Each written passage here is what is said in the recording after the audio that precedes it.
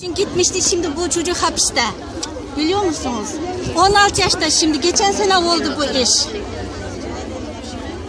Görüyorum bunu. Dünya hep konuşuyor ama Çin zulmünden kimse konuşmuyor. Çinlilerin zulmü doldu taştı, Çinlilerin zulmü.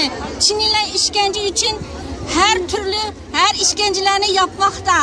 Çin'in zulmü dünyada kimse yapmadan zulümlerini Çinliler bize yapıyor. Kadınlar erkeklerden ayrı her bir eve Çin kapırlar, her bir evde misafir olmakta. Kocası yok evde, bir Çin erkek misafir olacak.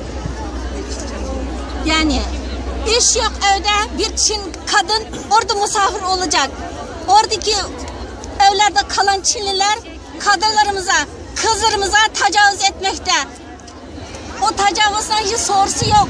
Kimse sahiplenmiyor. Çinliler bunu yapmak için elinden gelen her şeyini yapıyor, her işini kullanıyor.